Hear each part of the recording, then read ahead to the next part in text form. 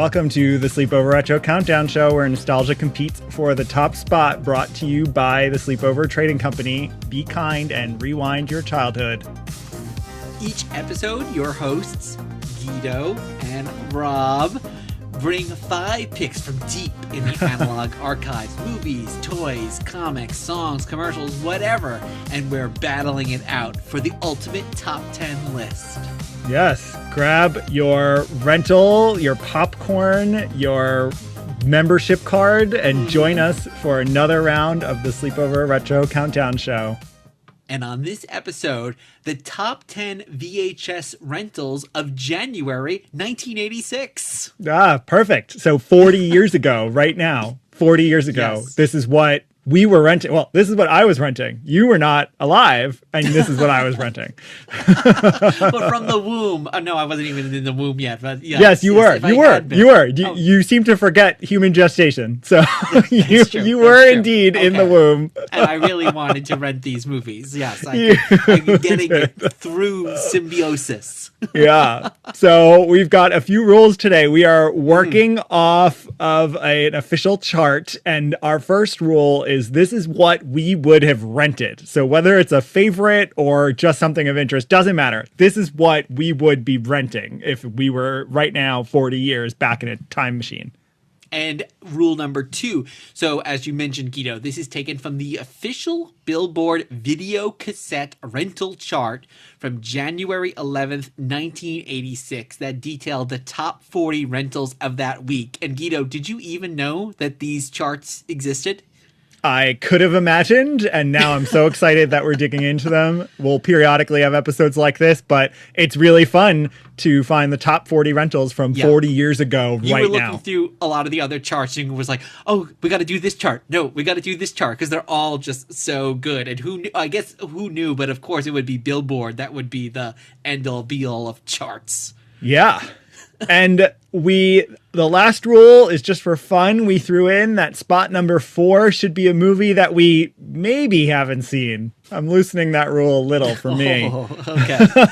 There was a lot on this list. Again, maybe because I wasn't actually born I think yet. so. There was a lot on this list that I had actually not seen. It was hard for me to choose one that I hadn't seen. And now it's like, oh, now I want to go out in the world and watch some of these movies. There were a few I hadn't seen, but the ones I haven't seen, I really don't care to see. So it was hard. But we've got 40 great movies to choose from, and we are counting down our top 10. Who is starting? I'll kick things off then. Okay. All right. So my first on the list, and it's the oddball of the bunch because it's not actually a movie. Well, there's another not movie on here that neither of us mentioned, so I'll say after you finish this segment. Okay. Well, my first one is The Best of John Belushi, and this is number 15 on the charts, and it's been on there for 5 weeks so far. Gosh, so for 5 weeks, so many people were renting The Best of John Belushi that it made it to the charts. Well, that's amazing. And I'll give my reason why I included it on my list. So, first off, if you had parents that were around our age, that original SNL cast was so spoken of so highly. And of course, a lot of them went on to these big film careers, Chevy Chase, Dan Aykroyd, John Belushi. But they were these kind of rarefied people you always heard from my dad. It's like there's nothing was funnier than the original SNL first few seasons. But the issue was in 1986 or even like 20 years later, you could not watch them. They were not available anywhere. They finally came out on DVD, the whole original season, which of course I bought. And now they're streaming on Peacock and you can watch them. But at the time, the main way to watch any of those early cast members were through these best of tapes. So I don't think I ever had this or maybe even watched this one specifically, but I definitely watched a lot of these SNL best of tapes at the time. I am not interested in renting this. No? Were you at all into kind of any of the SNL people from like... but not John Belushi. Not John Belushi at all.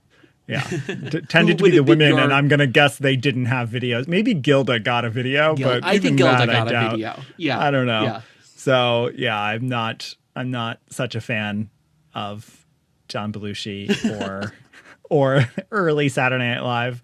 So I'll let you rent this one off the wall. It's spoken much more highly than when you actually watch it. I mean, there's funny bits, but I think it's better in people's minds and memories than it actually is. Well, I'm going to guess there's only one copy of this in the video rental store, so I'll let you take it. Okay, thank you very much. What is your number 5? My number 5 competing for these spots is a movie that I just made you watch for the first time a few weeks ago. It is Just One of the Guys. It is number 24 on these top 40 rentals. It has been on the list for 4 weeks. People have been renting it. And I don't remember if I rented this or not, or if it aired on TV and that's when I first saw it. I definitely had it recorded off TV, though, and watched it a lot. And for those not familiar, it's a girl in high school who pretends to be a guy at another school for the sake of an article, and hijinks ensue. Yeah. Some real serious high school journalism, because our journalism was about, I don't know, the lunch she's trying menu, to get a the high scholarship. school play. Well, she's trying to get a scholarship. So yes, sure. I think this movie's really fun, and I thought it was fun rewatching it just a few weeks back. I think it does a good job. Even I will say I'm struck watching it now that I found it pretty inoffensive, maybe because it was made by a woman. Like, while there is of course a lot of like speak about gender expectations and stereotypes, it's defying them at times, and it's leaning into them at other times, and it's having fun with it, and it doesn't feel homophobic, and it doesn't feel regressive in any sort of way. There was more gay panic on like sitcoms at the same time than there was in this movie. Yeah. So I think it's a lot of fun. What did you think when we just rented it a few weeks ago? What did you think? Yeah, I think the same thing as you. You hear this concept and you go, "Oh boy." Especially 40 years ago. It's like, oh gosh. And it's actually not that bad. Is it like laugh out loud funny? No, it's one of those like high school movies that it's not super funny, but is it well executed? Yeah, pretty much. All right. Well, I have to say, one of us brought a movie, one of us didn't. I didn't bring the Madonna Virgin Tour, which is also on this list. Virgin Tour, not a movie. Just One of the Guys movie. I'm winning this. Yes, matchup. you are definitely winning, and I can't believe that you are not putting the Virgin Tour. But this, I'll go back. It is top 10 VHS rentals. It wasn't VHS movies. So yeah, it's anything true. is all game, which is why you now are kicking yourself for not including Madonna on the list. No, she's on the top 40s. I did it. I found a different way to include her. Don't you worry. Ooh, so our we'll number see. 10 is The Best of John Belushi. Our number 9 is Just One of the Guys. Let's move on to the movies that we have not seen, though I broke this rule. And I was torn. I can't say I haven't seen Cat's Eye, because I have, and I even made you watch Cat's Eye. I've seen it with you, yeah. Okay, well then I'm going to pick another movie that I loved as a kid, but haven't seen probably in 40 years. So that's Baby, Secret of the Lost Legend. So this is number 23 on the rental chart, and it has been on the rental chart for 8 weeks. And this was a dinosaur movie, and I loved this movie. And I suspect it's not good. I bet it's probably boring at best. But I kind of want to rewatch it one day or put it on in the background. And I'm really excited to revisit it. So I'm sort of breaking this rule. But I don't remember it well. I just remember being obsessed with Baby Secret of the Lost Legend. So it's a baby. It's a dinosaur. But it doesn't say, "On the baby, gotta love me." It predates Not the that mama? by a number of years.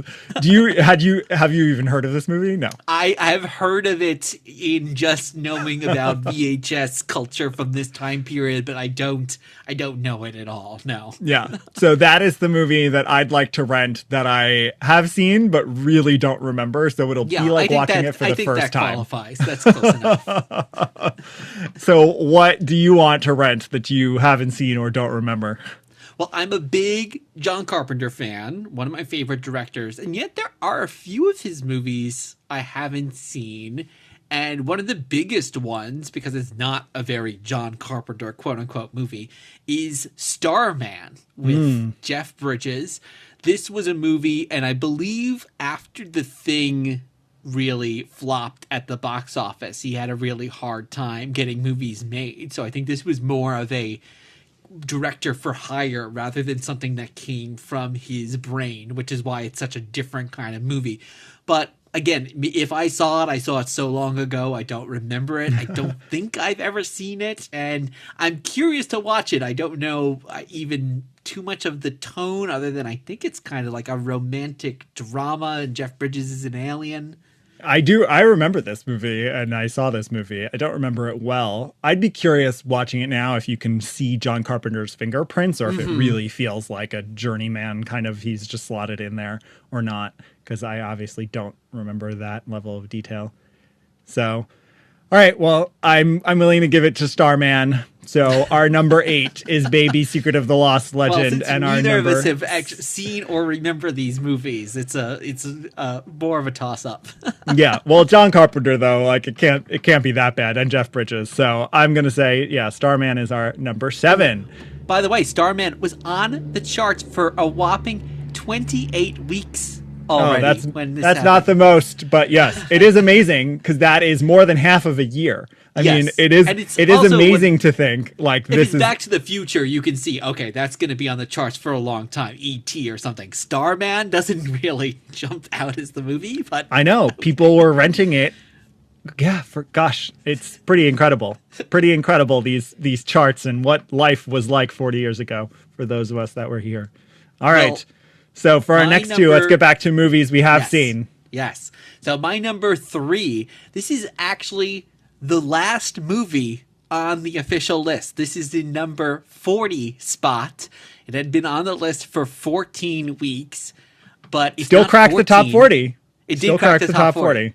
But forget 14, it's 13, because this is Friday the 13th, Part 5, A New Beginning. What is Part 5? So in Part 4, which is the final chapter, Jason Voorhees, you heard of him, actually is killed. So he is not the official villain in 5. It's actually someone who is dressing up. An actual new beginning.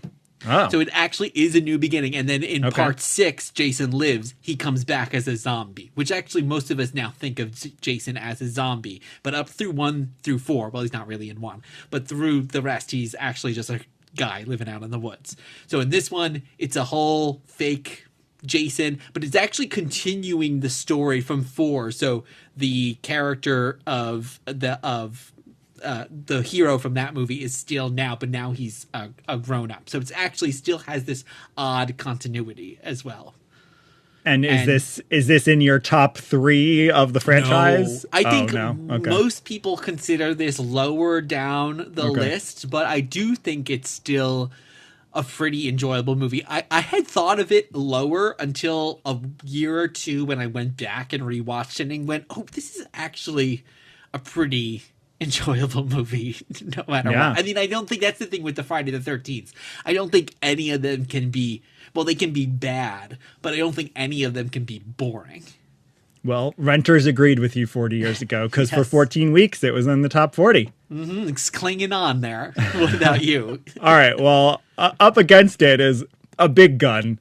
One of the biggest guns there is. We, in fact, just had a conversation about this movie. And he has a big gun, in fact. One of the best movies by this director, probably the best. This is Terminator. So Terminator is here on the charts 40 years ago. It's number 34 on the chart. However, that might be because it's been for 38 weeks on the charts. 38 weeks. That is an unbelievable, that is almost 10 months.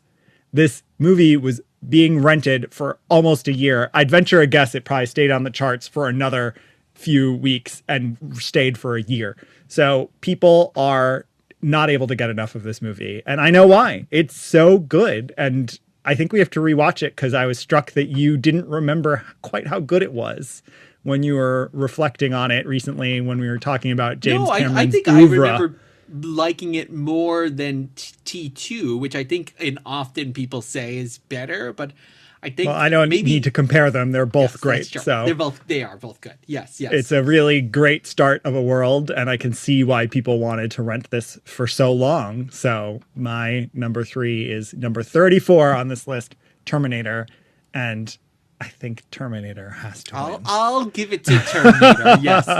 Yeah. So our number 6 is Friday the 13th, Part 5, A New Beginning. And our number 5 is Terminator. And all right, we're getting to the top 4 spots. So Yes. I will start us off for number 3 and number 4 spots.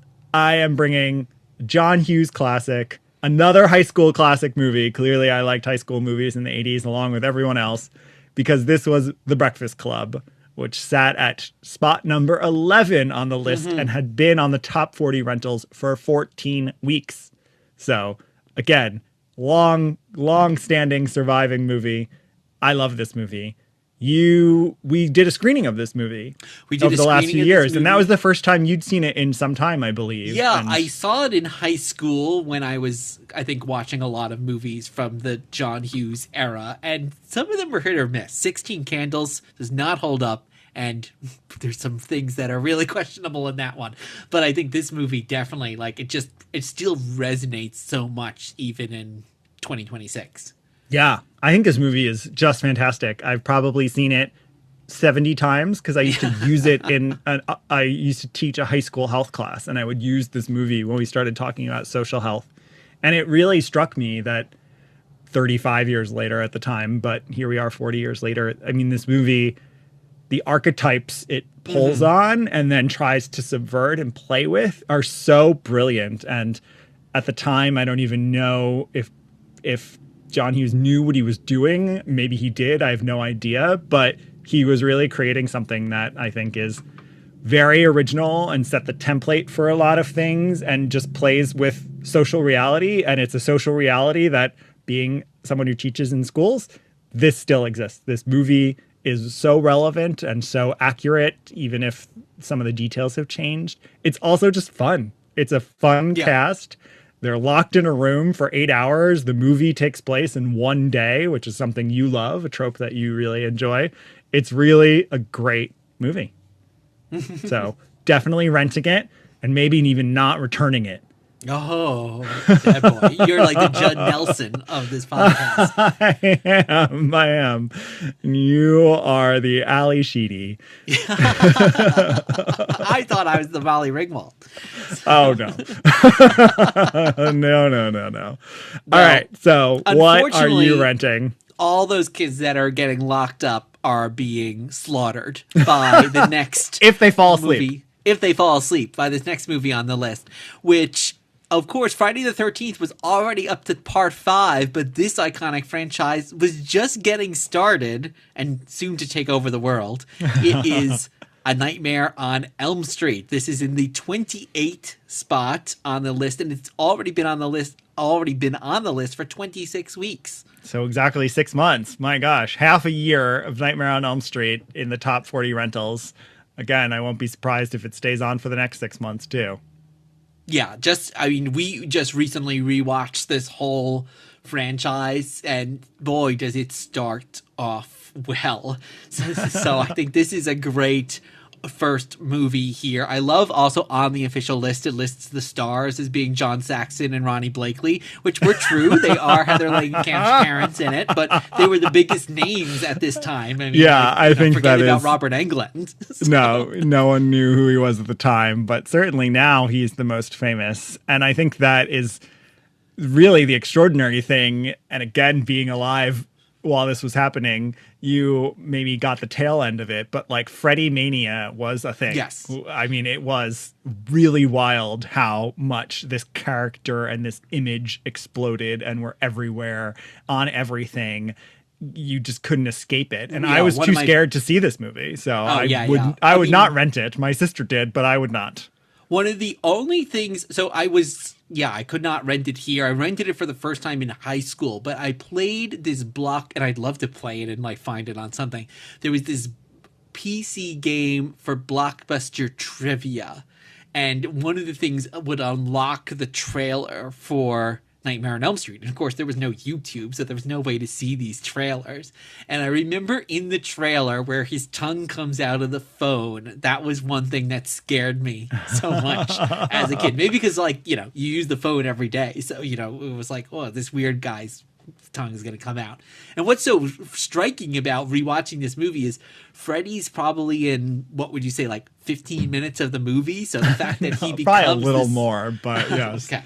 The fact that he became this iconic figure is pretty striking because he doesn't have all that much screen time. No, it's true. It's iconic. And I think while The Breakfast Club is definitely a better movie, I think the iconic nature of A Nightmare on Elm Street, I am willing to have that win this battle. So Breakfast Club is number 4, and our number 3 pick is Nightmare on Elm Street. Who would be the final girl or final boy of The Breakfast Club? They have to face off against Freddy. I think it would be the princess Molly Ringwald. I was going to say Ali Sheedy because I think that's she'd be like the tough one who like at some point ends up with a shotgun and blows Freddy's head off, but then she gets killed, and then Molly Ringwald has to save the day. Yeah, so all the guys are dead right away. they are definitely. Anthony Michael Hall's not making it past like the first 15 minutes of the movie. All right. So our top spot, this is going to be a battle for the ages. What are our top rentals from January 1986? And looking ahead, we chose 2 iconic New York films. We did. New York is in us. All right, what'd you bring? So my number 1 spot, I love Friday the 13th. I love Nightmare on Elm Street. But if I was renting this, especially in 1986, it would have to be Ghostbusters. So this is the original Ghostbusters. It was number 2 on the top 40 list, and it had been on the list for 10 weeks already. Which is amazing. So it's number 2 after 10 weeks. I mean, again, these things stuck around. Wow. I believe it was the biggest movie of the year that year. I could be wrong, but I mean, I know it was the biggest movie in Paramount's history up to like that point as well. And I was a huge fan of Ghostbusters 2. Both of those movies would have been the movies that I would have rewatched once a month, once every other month growing up. And then, of course, the real Ghostbusters TV show. It had all the toys and everything but yeah, I just love this movie. When you see like the nostalgia love for this on like Stranger Things and other things like that, it's like, okay, I can see why, because it does hold up so much. Yeah, I loved it as a kid too. I probably would have been renting it. It was not my favorite and is not my favorite, so I'm not like obsessed with it, but it was really fun. So I can see why it's your number 1 rental coming home with you this week. But I am bringing one of my favorite movies ever. So I can't believe this was on the list. I'm so excited this was on the list because number 19 on the list, 18 weeks on the list of top 40 rentals, we have Desperately Seeking Susan, starring Madonna. Yes. This is such a incredible movie. This is such an important movie to me and to a lot of people and to culture. It is iconically 80s, iconically New York. It is Susan Seidelman who directed it, did such a good job with the tone. It's fun, it's funny, but it's also got the antics and the chase and the screwball nature and the mistaken identity of some of the classic Hollywood films. But again, feels so 80s, feels so New York. I love this movie. It is coming home with me, and I'm bootlegging this one. I'm duping it on the 2 VCRs I've got set up, no doubt. Yeah, I think it is. It holds up so well, and like I think you said it correct. It harkens back to a Hollywood of 20, 30, 40, 50 years earlier as well. Like you just get that screwball comedy element, and I think what both that and Ghostbusters do so well is that they really do feel like New York movies. Like you can feel that they're shot in New York, that a lot of the supporting cast members, like people who have like these smaller parts, just feel like they are New York character actors. Yeah. And the neighborhood that they're in, the geography of the city, all is relevant to the plot, to the environment, the feeling, the tone. So yeah, I think these are 2 great choices, but I'm hard pressed to put Madonna in number 2. I know Ooh. Ghostbusters has had a larger impact, but which movie would you rather turn on a Saturday afternoon? Which movie, when you were pulling movies out of the rental bag? That is not true. If that's true, then there's something wrong with you. Oh, okay. Well, you know what? I'll say this. Ghostbusters has had its time in the sun. So why don't we give it to Desperately Seeking Susan? It's a little retribution for the Paul Feig female Ghostbusters that never got its due. So. All right. I'll take it. I'll take it, whatever reasoning you can give. So our number 2 is Ghostbusters. Our number 1 is Desperately Seeking Susan. My number 5 and my number 1, both starring original SNL cast members. So look at that. Look at the impact on culture in 1986 that Saturday Night Live was having. No longer the case today, but definitely 40 years ago was true. All right. So we have our top 10 rentals from January 1986. Number 10, The Best of John Belushi. Number 9, Just One of the Guys. Number 8, Baby, Secret of a Lost Legend. Number 7, Starman. Number 6, Friday the 13th, Part 5, A New Beginning. Number 5, The Terminator. Number 4, The Breakfast Club. Number 3, A Nightmare on Elm Street. Number 2, Ghostbusters. And our number 1 rental pick from January 1986, Desperately Seeking Susan. Ooh, I'm ready. I'm ready for my free popcorn, and I've got. Let's watch all 10 of these. Let's marathon these one day. All 10. Yeah. I think most of them, except for we can't say for Baby Secret of the Ooze or Starman necessarily, but a lot of these are good movies that you would just want to just throw on, just on a Saturday morning or a Saturday night. Like they're omni movies. Like you can watch them at any time. We were living in January 1986. Yes, we were living it up. But what were the actual top 10 rentals? What were people actually renting off this top 40 list the most? So the actual list, starting at number 10. No, this is not a Filmation or Deke animated series, even though it sounds like that. It's Lady Hawk. I only know this because we stumble upon this VHS time and time again when we are acquiring lots of VHS. Starring Matthew Broderick and Michelle Pfeiffer. I've never seen this. Yep. Number 9, another movie I've never seen, Fletch, with yet again original SNL cast member Chevy Chase. Every SNL cast member was put into a movie in 1985. That's for sure. Yes.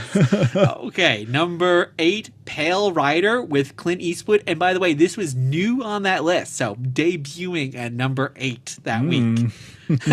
Number 7, A View to a Kill, the James Bond movie. Number 6, Code of Silence with Chuck Norris. Yes. We weren't renting that one. No. Number 5, Brewster's Millions with star of the first season of SNL, or guest star, Richard Pryor. I loved this movie. This was such a fun movie. Yes, he had so many around this time. Number 4. Now, this is, of all these movies, this might be the one that has faded from memory the most. Mm-hmm. This is The Emerald Forest with Powers Booth. No idea. Not a clue. No, I think we cataloged it recently. We own a copy of this movie. I don't know what it's about, but yes, R.I.P. Powers Booth. And then 3 pretty big heavy hitters in our top 3 spots. Number 3, we've got Gremlins. And of course, coming right off of the holiday season. So that makes a lot of sense. Mm-hmm. Number 2, our number 2, it's Ghostbusters. Yes, we agreed with all of society. Except number 1. Number 1. A movie that neither of us had on our list. It is Beverly Hills Cop with Eddie Murphy, future SNL star.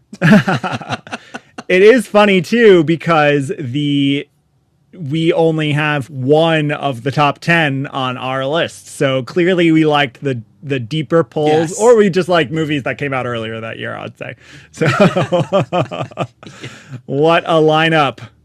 Yes, and that wraps up another round of the Sleepover Retro Countdown Show, brought to you by Sleepover Trading Company, now open inside the historic Community Theater in Catskill, New York. Follow us online at Sleepover Trading and at sleepovertrading.com. You can come visit the new shop. You can become a member and flip through the VideoVision shelves, and you can rent movies just like everyone was on January 11th, 1986. Lady Hawk could be yours. Be